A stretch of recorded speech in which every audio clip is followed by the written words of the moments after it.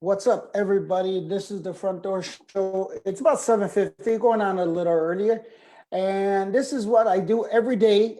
If you guys haven't heard about the Front Door and this is your first time here, and obviously, since it's starting, you're going to hit the replay. But this is a unique perspective to a lot of people in this industry. And I'm interviewing people of all genres of music, people who've been in this business, and to artists, DJs, producers, you name it. And I'm got on the show today, DJ Neurotic, or Hey, as what's I call going him, on? George. So, as I tell everybody, I what I'm going to do is I want you to introduce yourself, give you a little spiel about who you are, all your websites and so forth. While that's going on, I'm going to create some watch parties for the show as well. All right. Cool. Sounds So good. Uh, I go by DJ Nurotic. I've been mixing for a very long time now. Uh, you could catch me mixing on 103.5 Kiss FM in Chicago. I'm also part of the Remix Top 30 mix crew, which is a nationally syndicated mix show that gets played in 140 different markets.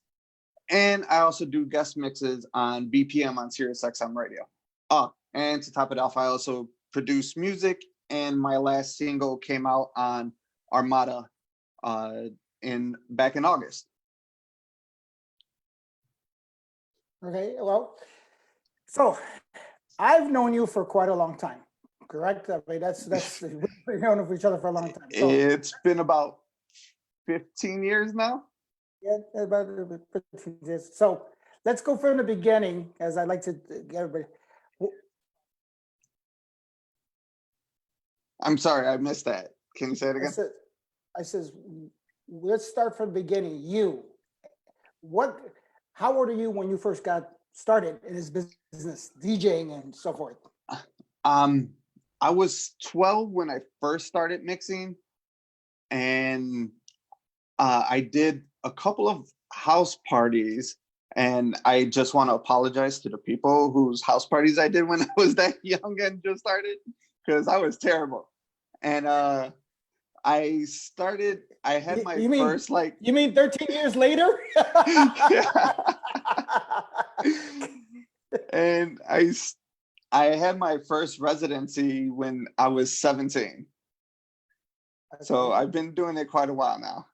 So at 17, okay, that's interesting. Where were you at? What was your first residence?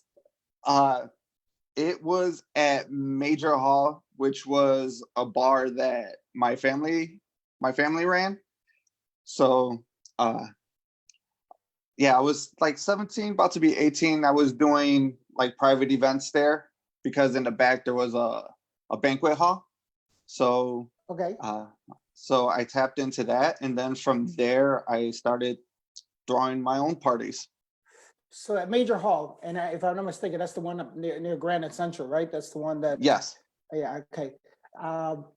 That was a pretty popular spot, right, for a lot of people on the north side, the northwest side. As far as I remember, events were being thrown there per se. Yeah, it was very popular. We catered to the younger crowd, like high school and college crowd, and we didn't serve alcohol, so we were able to do those events. So for not having alcohol, we were pretty successful with it. Well, I mean, so technically you started as a teen club per se, Yeah. right? That was where kind of the teen clubs. And so like a lot of people in this industry, we started in teen clubs and stuff like that. And you basically got your bones pretty much on the DJ. What kind of music were you playing back then? Hip hop and juke. Okay, all right.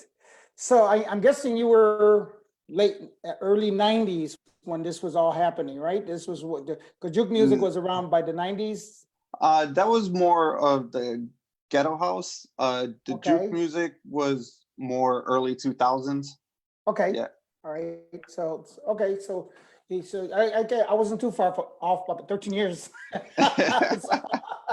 Oh well, see, I was close. So doing the juke music and stuff like that. you're playing at your family's business. You said your family's business, and then where did you gravitate after that? What happened to you as far as DJ wise? From there, DJ wise, I kept doing, venues with similar atmosphere. So, Manor, Mambo, and like just random like places on the south side. And then I was introduced to you, and you started doing 18 and older club called Volcan. So that's where we first met, right? That was yeah, and you're right. That was little after, I want to say that was 2002 is what's called. So how did me and you meet, or did someone bring you in, or someone we knew? Do you remember? I've been trying to remember, but I believe it was Cliff, DJ Slim. I believe he took me to one of your events at it was that I can't remember which location it was, but he introduced me to you at a party, and from there we just started talking. I gave you mixtapes, and you told me about Volcan, which was the new spot you were about to do, and you gave me a test run, and then I ended up being a resident there for quite a few years. Right. I remember that. And you were upstairs in the reggaeton bachata room, right? We had you on the second level there, and that place was packed. every that night. room was packed. I remember. Yeah. So lots it was of there good Friday and memories there. Saturday. Yes, those good memories. And that was the first time you met Pitbull, right? Is that correct? That was the first time that I met him. Right. But the funny thing is, I was actually working for a marketing and promotion company, and I was working his record before the show. So like after, when you brought him in, that was the first time I met him, and got to work with him quite a few times after that. Right. So that was the first time that Pitbull was here in Chicago, and that was me and Miguel who did the event. So I don't want to take full credit. So Miguel, that was Miguel and I. We put that together and stuff like that.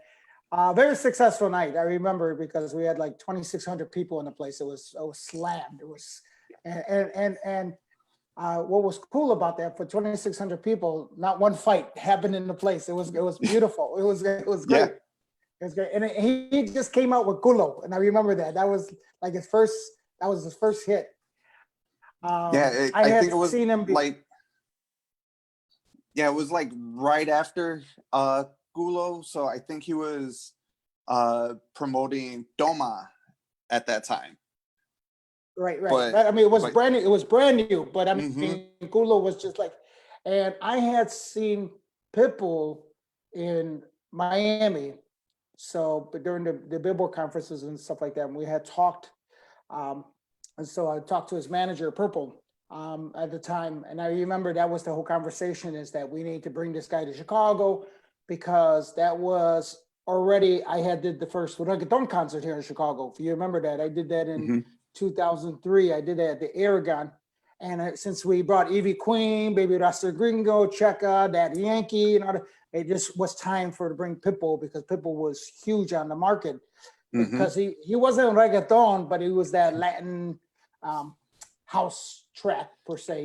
Yeah, I don't think anyone expected his career to take off and go the direction that it did. Like, so I did. So you bringing him there, for the first show, that, like, hats off to you. That was a very good call. Well, because of the conversation he had in Miami, and if he's online, and he'll tell you if you talk to him, the conversation at the Billboard conference when he talked about collaborating with different people in the art, he goes, I didn't care. Like, he was talking to Quinto Sol, he was talking to the banda people, he goes, and he said, listen, I'm Cuban. I don't care. If you're Mexican, you're Puerto Rican, you're El Salvadorian, you're white, black, Asian, you name it. I don't care. I want to collab with you. And he felt really strongly about that.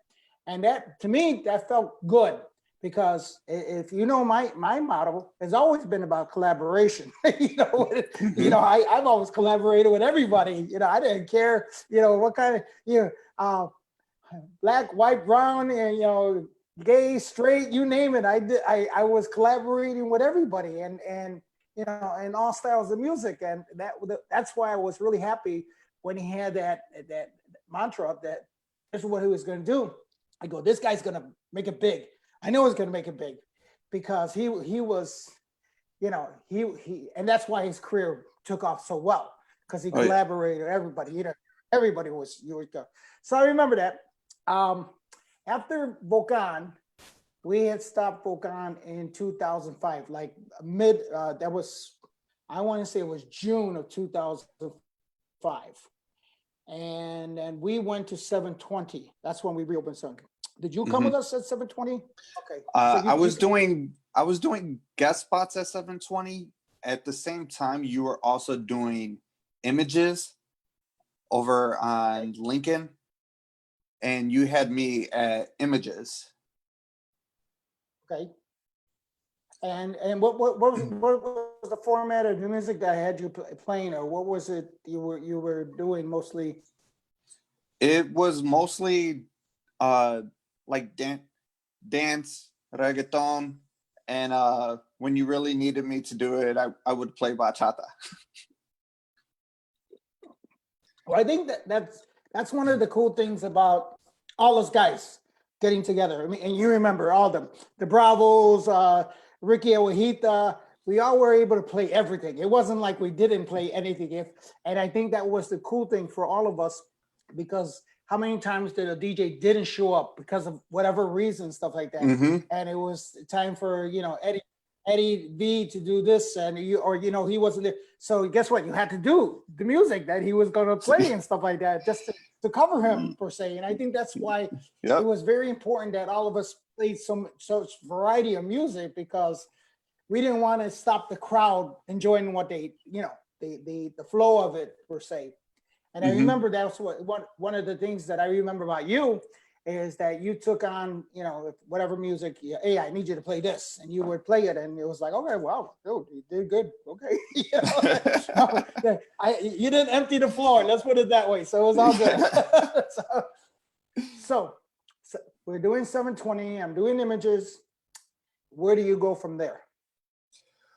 After that, I started doing Sangria. I did Buzz a couple times, Ruby. Man, I just really started doing like a bunch of like random spots, a bunch of different like guest spots. So you weren't resident technically anywhere. You were just doing guest spots here and there, just going wherever they would basically ask you to play at, right? That was I mean, even still today, like I actually enjoy doing guest spots more than having a residency, because it just keeps things fresh. So whenever, I go somewhere, especially if it's somewhere new, like I get like those butterflies. It's like, oh man, I don't know what to expect. And, it really puts like my skills to the test. Like I have to read the room. I have to figure it out. I have to figure out the crowd before I even play my first song. And so like, I just enjoyed that rush. So did you start doing any of the mobile gigs because of the doing all this? Did you do did you get into that at all? Not really. I would help out people and pick up certain gigs. I did a few like proms and homecomings, did a couple of weddings, and I actually started working with Power 92, and I was doing some of their mobile gigs for for like their high school and college events. Okay. So maybe I'm going too far ahead. So at what point did you go? I mean, what year did you from the time that you were doing all these guest spots to do the Power 92? When did you? Because I read that you submitted a mixtape on for Power 92. When did that happen?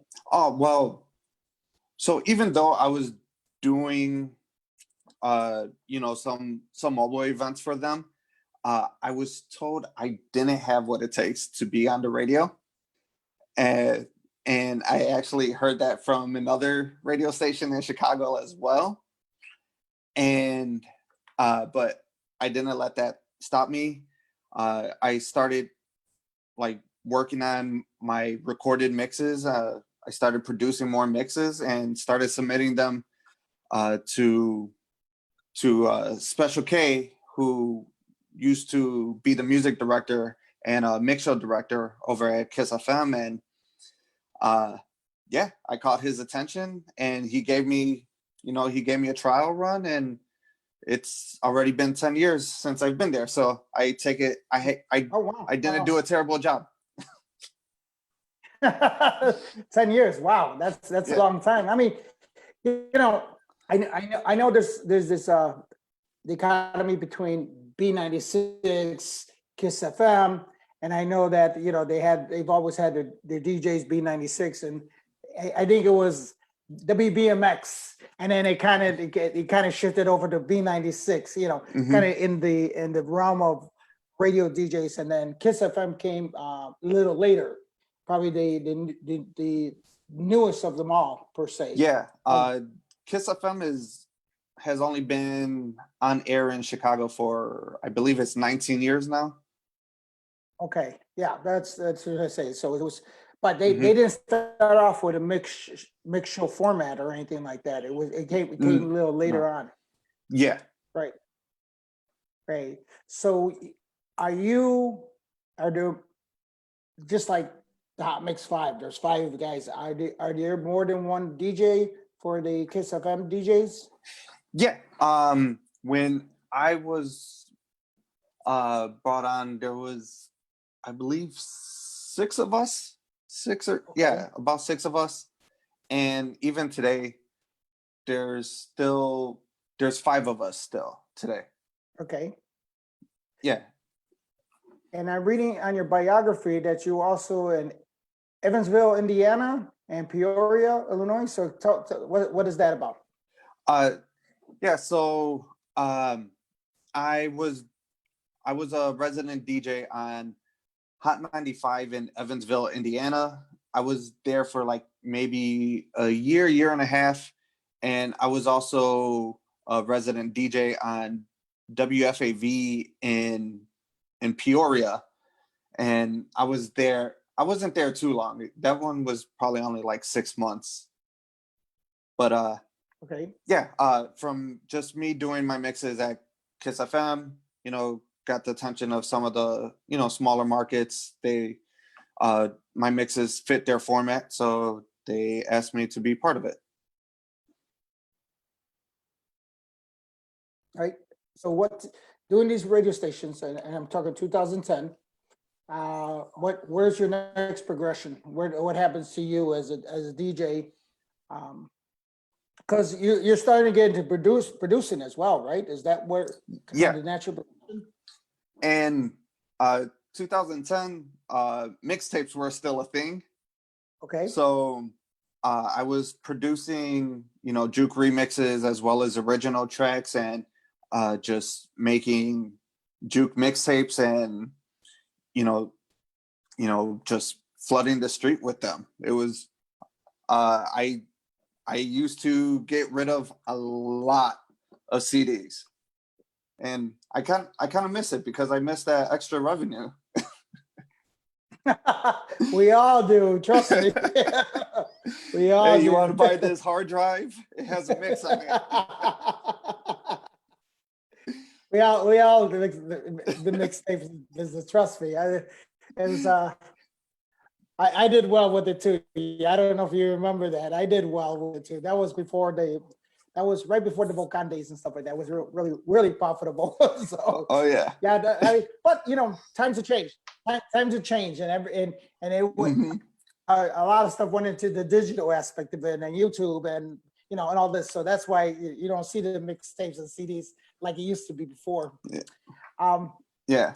so doing these mixtapes and DJing on the radio, what happens then to you? Where do you go from? Because I said you started working with some artists. Is that what happens I next for you? yeah. From there, um, just being on radio, uh, and also before I was on radio, I worked for a marketing and promotion company. So I already had a decent relationship with a lot of people at record labels. So from there, whenever they had an artist come into town, they would ask me, "Oh, you want to show them around?" Or, "Hey, we need a DJ to open up. Would you be down?" And from there, just started doing smaller venues, and then you know, next like with Kiss FM, I was DJing in front of 13,000 people at the Allstate Arena, opening up for Ludacris. So, I mean, it grew a lot from the 2,600 for Pitbull to 13,000. Yes, I know, and Pitbull's price grew a lot too since. Oh yeah. Oh my God! I just remember that that progression of like, hey, would you want to come back to Chicago? What? You added a one in front of this? That was like, I mean, but it's just, Funny it thing just. is, the first stadium show that I did, it was a festival style show, and Pitbull was one of the artists on the lineup. So he went from one of like my first concerts to my first arena show as well. Oh wow! I remember we were there at Volcan, and I don't know if there's a picture online, but there's a picture of you and him that took a picture together at Club PM. Excuse me, at Volcan, and there was a talk that you looked like the twins in person because you guys had like the same glasses, you had your hair cut the same way, Yeah, and I remember that picture. I still have that picture, and I still have the sunglasses that he gave me from that show. Yeah, okay, see. Yeah. I remember that was the whole thing. You say, wait a minute, we're because I remember he was on the main floor, but we brought him upstairs to the second floor, and that's where you Hmm. did there was kind of meet and greet. And I Yeah. remember I says, "Oh," and when we took the picture, we're looking at this, and I'm like, "What the hell?" I go, Yeah. "These guys could be twins." So it was just funny because. So you still got that picture? Do you post it up on your Facebook page? Do people comment on it I at all? have I had it on my MySpace page, which I don't remember the password to anymore, so I can't get any of those pictures. But Ah, I have the physical pictures somewhere. I just have to find it. It's in a box somewhere. those are iconic, man. Those pictures are iconic. I mean, just the fact that that we had, and I'm thankful for, there's one of the cool things let's talk about what I'm doing with you right now. I'm talking to you Hmm. on here. We don't know where your career is going to be. If you're going to be even bigger than you are now, you're going to be, a DJ Tiesto or something like that. But this is from my lips to God's ears, right? This is archived, and that's one of the things that I'm happy about because a lot of stuff why I'm doing what I'm doing because we got to archive this history per se, Hmm. and being you were there, we got you pictures and so forth, and those are things that need to be archived. And here we brought Pitbull 15 years later. I mean, 15 years before, and we could talk about it. We can talk about it and say, yeah, we were the first one in Chicago to have him, blah blah blah. And then here he comes in, and he's I don't know, $300,000 later or something like that. Like incredible. And I think that goes true to any artist that has made it from the humble beginnings they were to the becoming big and stuff like that. And if I can say that with a DJ that I'm interviewing here on the show, Mhm.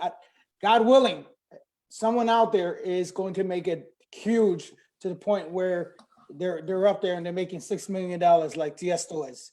You know, That would be that's what we nice. all. Yes, yes, it would be beautiful for everybody. Yeah, I knew that guy. Yeah, I got him a start. Hey, no. So you're so you were in the marketing company and you had these relationship um with the record companies, and then you're meeting these artists. What transpires that what do they like hear you mix, or is it that you say, hey, I want to work with you, or how does that work for you? um, it really depended on the artist. Like I said, I've probably done about like 15 to 20 shows with Pitbull alone. So when he was doing his tour with Havana Brown, uh, they actually reached out to me and I opened up their show at Northerly Island.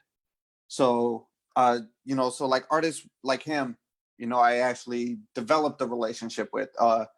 Some of the other artists don't really, I see them, I talk to them, like but no actual, like nothing really comes out of it. And but as far as like doing shows with like other DJs, um I think more has come out of that, because like I've met these DJs and then we would talk, and I've actually had a mixtape series uh called Hour of Dopeness, where I would do a 45-minute mix and then I would get a 15-minute guest mix from someone else. And it started off with Clinton Sparks, then the Disco Fries, then Dylan Francis, Rehab, Diplo, Major Lazer, uh, Yellow Claw. So I've had some pretty big name, guest DJs collaborating with me on the mixtape front. So I mean, and all of that has come from me just building up relationships with artists and labels. All right, and then I remember you also hooked up with some liquor company as well, right? That was you were Yeah, yeah. I was a brand ambassador for Hennessy for about a year and a half, okay. and yeah, and that that was fun. Because of that, I got to go out to France. I went to Paris, went to Cognac, France. Um, they took me to Miami, Vegas, Detroit. So I was doing shows all over the place. It was a good time. Well, just to clarify, why France so important when it comes to Hennessy? Especially because people might not know. It is very important because the grapes, well, Hennessy is a cognac, and cognac comes from grapes that are grown in Cognac, France. Hence the Right. name cognac. Sort of like champagne only comes from the grapes grown in Champagne, France. Everything else is a sparkling wine. Right, right. So it just I went because it's not a lot of people might know that. So I just want to make sure clarify that. So I was talking to some investors who were trying to do a new champagne, and they were talking to me, and I remember that was the discussion, was that they had to go to Champagne and they had to buy their lots and stuff like that, and that's kind of like Mhm. that's how they create their champagne per Yeah. se and stuff like that. So it's a very profitable business, obviously. So here you are at Hennessy. You're the because I remember I mean they did a big promo with you on it. The black and white. I remember the whole thing and stuff like that. That. So how many cities did you end up doing with the Hennessy? My main focus was Chicago, but Okay, they also had me go to, like I said, they had me go to Detroit for their campaign launch party. Uh, I did they had me in Las Vegas because they did an event out in Vegas during a Mexican Independence Day weekend. Okay. So they had all of the Hennessy DJs out there, and then they flew us out to Miami for the Latin billboards. Yeah, that's where I told you. That's where I met Pitbull at. So doing Hennessy, and then we're obviously you're basically doing, besides the liquor company, you're doing also some other things besides liquor company. You're doing a couple of different things, right? You're not just. Yeah. I started working with different brands. I was working with Young and Reckless Clothing Company for a while. Actually helped put on a couple fashion shows in Chicago and other markets for them. Yeah. I'm trying to think. Like I've worked with a bunch of different companies. I was able to work with Sony promoting some of their headphones. I worked with Monster Energy Drink. I've worked with Monster headphones. Worked with Mountain Dew. Yeah, so man, when I worked with Mountain Dew, I had stacks of cases of Mountain Dew in my kitchen because they kept giving me so much Mountain Dew. So you still love it, don't you? You still love it. I mean, Yeah, I still love it. Send me some amp. so you hear that? So send them more. Yeah, send me amp or the code red. That's it. The energy drinks. So, Yeah. so during this whole time, you're also still working with Kiss FM. So I'm just trying to figure out your schedule. You're submitting mixes and you're traveling, right? You're having to do all these what you call it? So it's got to be very, very busy at the same time, very like juggling your time. So you Yes. And then on top of it, I have 2 daughters as well. So, and like that's my priority. So I mean, I honestly don't know how I manage my time, but like I make it happen. And then about 6 years ago, I picked up running as a habit and started running marathons, and that's also very time consuming as well. Oh, Jesus Christ, that's one of my other, you remember Eclipse, he was doing that as well, so Yeah. running the clinic and running, like that. So you guys, I guess if you're a workaholic, you're just a workaholic. You just do everything, you can't stop. You just want to do everything. Yeah, it's like I have to do something. If I'm not doing something, even if I just sit down and watch TV for like an hour, I'm like, man, I wasted so much time. So what? Well, so since this good segue to the COVID-19 situation, okay? So obviously you can't do anything. So what because of this? What did you have to do? What was the what did you do? Because you I couldn't run. well, technically you still can run, and I've actually put in more miles this month than I did while training for marathons.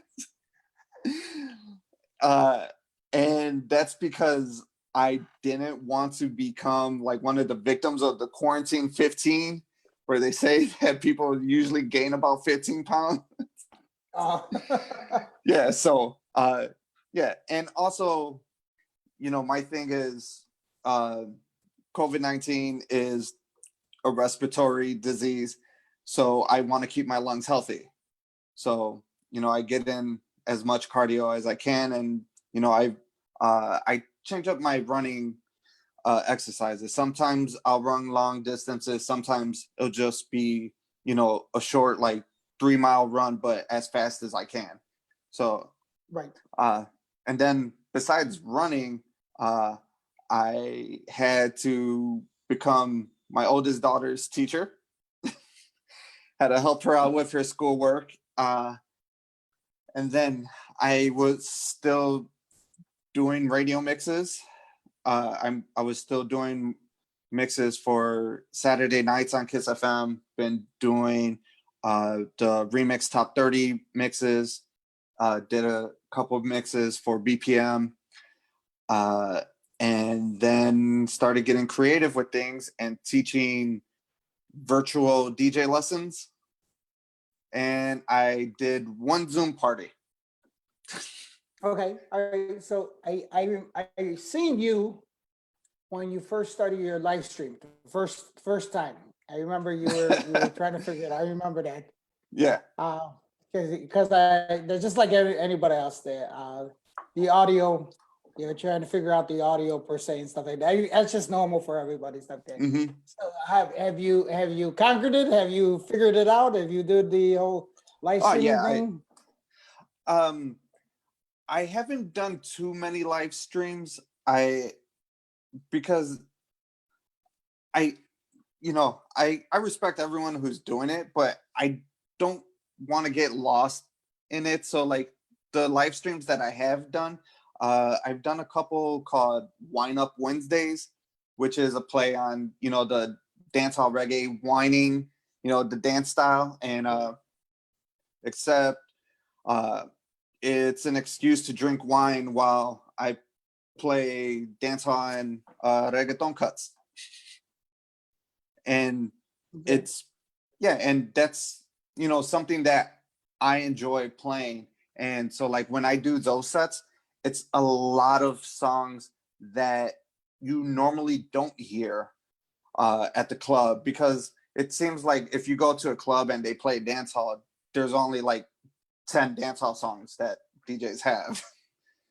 So I wanted to stay away from those. So, I mean, every once in a while, like I'll throw in like a Murder, She Wrote, but in and out real quick, and then boom, onto something else. And I don't know. I just feel that like this time we don't have those handcuffs on us like we did, while working at clubs. And, I've been taking, I've been using it as a chance to introduce new music to people.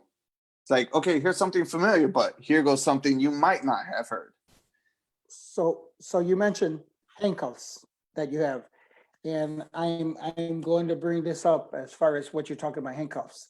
What you mean by that is the fact that people only want to hear songs they know. That's the handcuffs that you're talking about, right? Oh yeah. All right. So do you think with this live streaming and getting it from other DJs and hearing from other DJs out there that we talk about this, that they're doing exactly what you're doing? They're playing music they don't normally get to play at the club. Do you think this is going to help the audience as far as there's a bigger music out there than what you just heard, that you're hearing on the radio per se? Do you think this is going to help this audience out there? I do, because these DJs, they're going out and they're playing what they want to play, and now they're developing a fan base. So when bars and clubs reopen, and and they tell them like, hey, I'm gonna be mixing here, they're gonna, some of their fans, they're gonna follow them there, hoping to hear the same things that they've been hearing during quarantine, and not the same cookie cutter type stuff. And But I really hope it is a trend that continues. I even myself, I know, certain venues, I play it safe, and it does get kind of disappointing, because like I said, I have so much fun doing the dance hall cuts on Wednesdays, and or if I want to just do a random juke set online, like it's so much fun, like seeing how many people come on and interact with me during those sets. and because that's something I can't do at a lot of these nightclubs. Well, excuse me. I'll just give you a for instance. One of the interviews that I have is Rich Weta, one of the old school DJs, heard me do live stream to Cuban music, right? Hmm. And he has no clue about Cuban. He doesn't speak Spanish or anything, Cuban music. But he was like, wow, I can hear this. I can hear this, this music. And I think that's where it becomes, I've done Cuban events per se, Cuban Hmm. events. And I remember that's been always been my kind of forte because I want to make sure that people are hearing music that you just don't hear, as you call it, the cookie cutter hits, Yeah. and I think that's where we as DJs, that's our responsibilities. Playing music that's out there that's really good. And if you heard last night, Julio Sierra's comment, we're talking about how we have to control the nightclub business. Not I get it. Customers are paying customers, right? But at the same time, we're the experts when it comes to music, and we Hmm. have to, So hence, you're playing the reggae, and you're playing the reggae that they don't normally hear. You hope that that's where they go. Okay, you know what?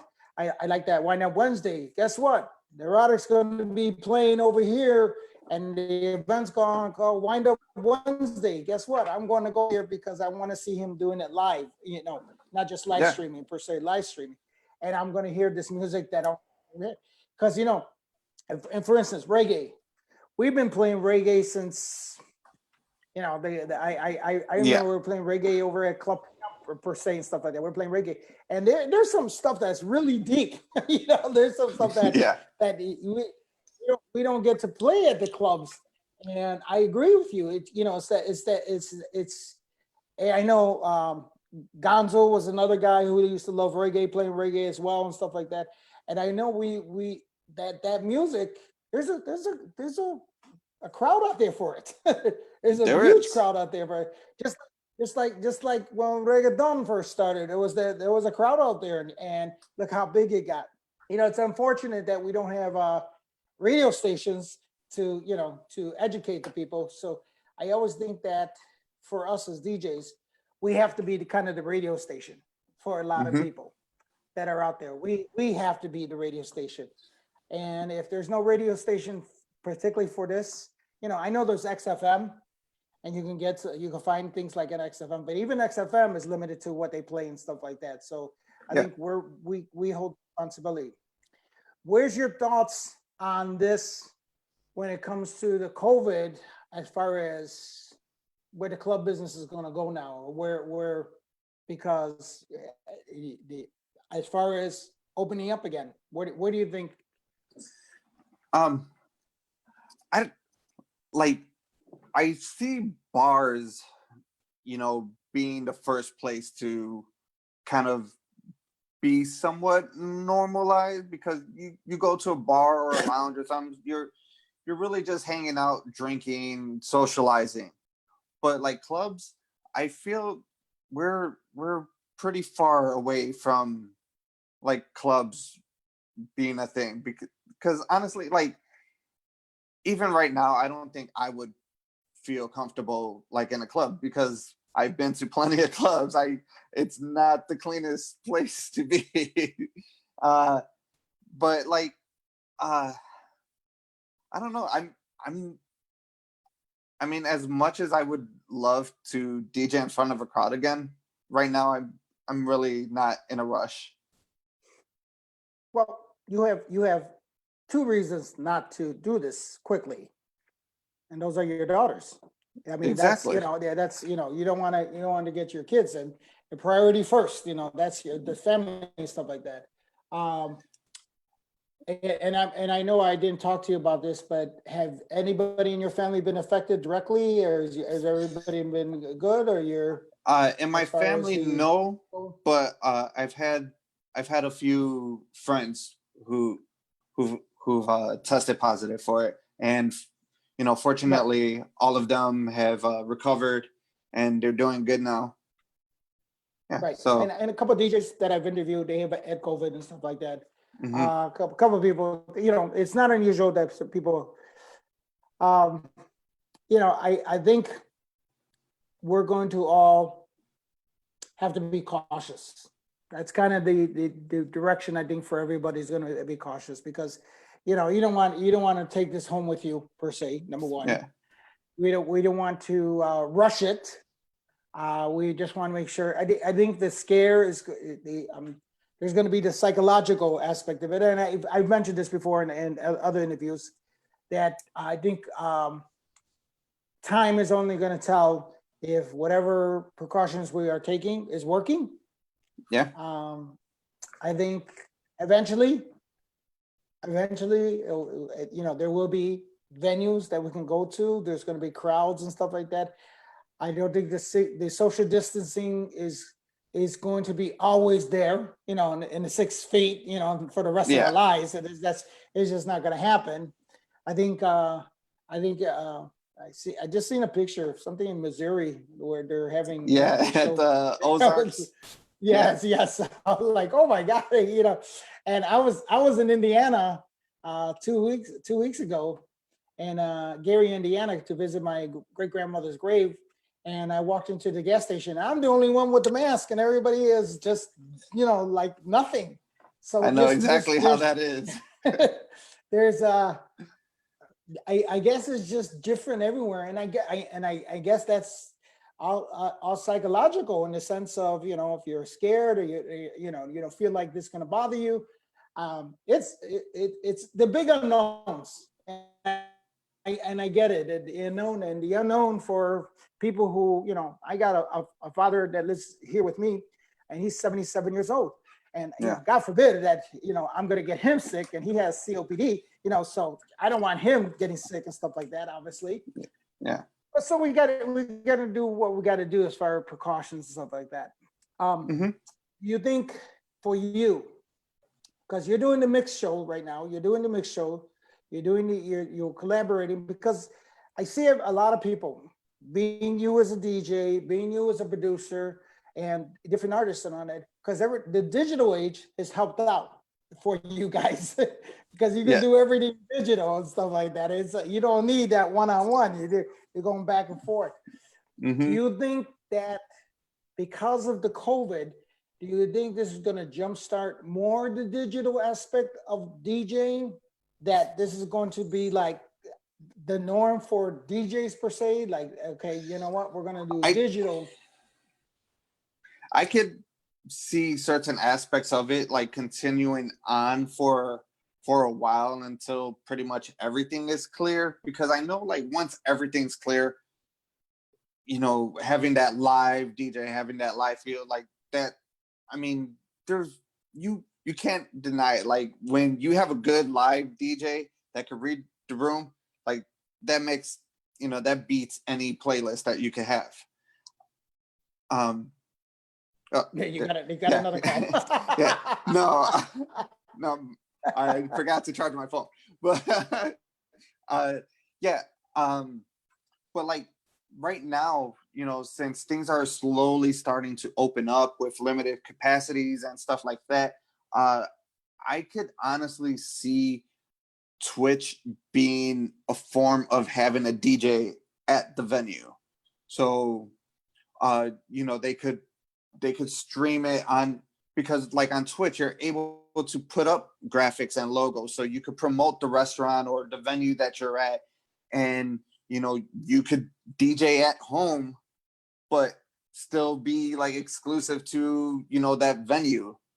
And I think that's something that venues might start looking into, is trying to, figure out how can they still have live music without really having anyone there, because of capacity issues, and just there's different things now. So I I can I could see stuff like that like happening for the next few months.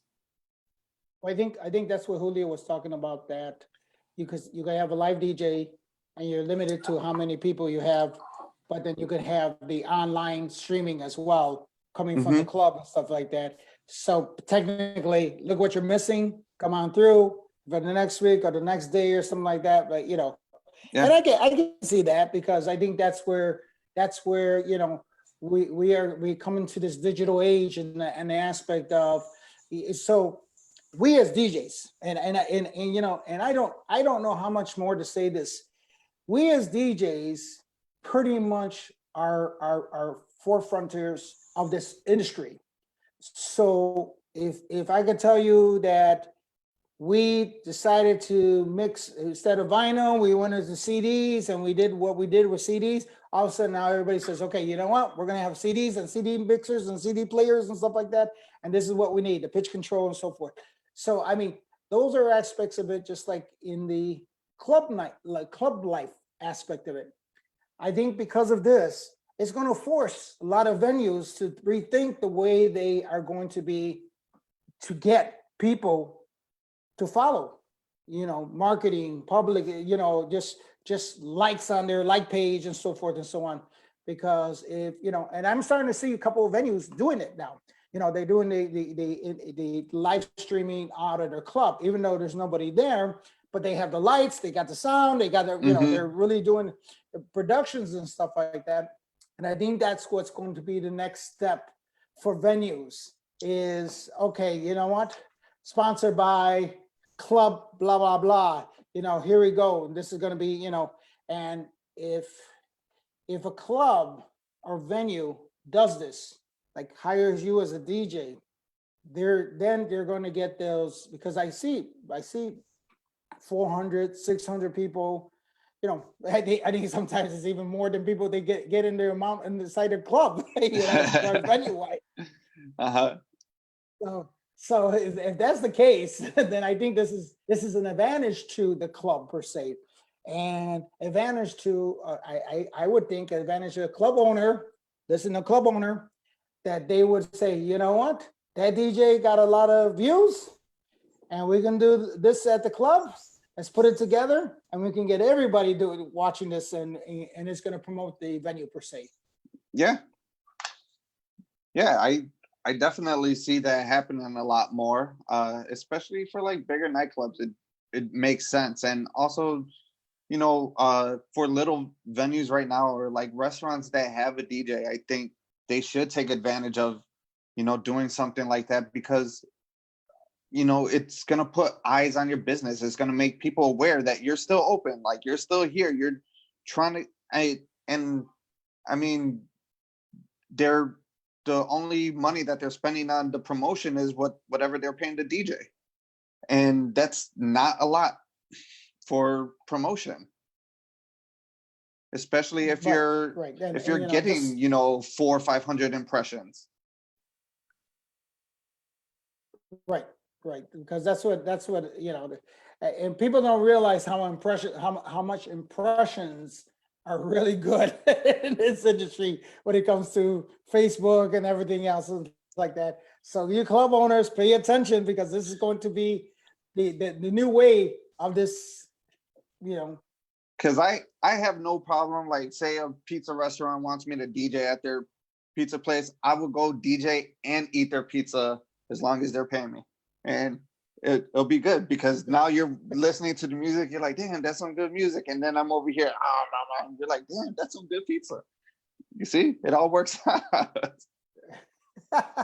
Cool. So we're gonna close it up. I know your telephone's gonna die out and stuff like that. Last words to the people that are listening, or people that have been tuned in and stuff like that.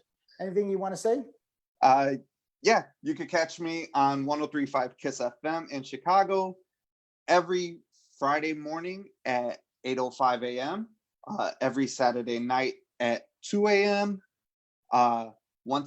And if you could listen on the iHeartRadio app as well. And if you just want to listen to any of my mixes, I have about 300 mixes on my website, which is djneurotic.com, NUROTIC, and all of my social medias are DJ Nurotic. I made it simple for everyone. And go White Sox. Okay, okay, don't worry about it. You know what? I'm a Chicago fan. Honestly, I'm a Chicago. Honestly, I'm wearing this because of my hair. So that's good. I I completely understand. All right, George. Thank you very much. Appreciate it. All right, thanks for having me. Don't. Thank you, guys. Thank you. That's the front show. Don't go anywhere, George. Thank you All very right, much, everybody. This is the front door show, and we do this every day, 8 o'clock, and we'll do this. See you tomorrow. Don't forget, tomorrow's my pre-party for my birthday, so that you guys can ask me questions all day, all night. I mean, well, I'm going to be on here, and you can ask me anything and everything about what I'm doing, what's planned. And then on Tuesday, the actual birthday, I have an artist, Tito Puente Jr. is going to be my guest. Thank you, guys.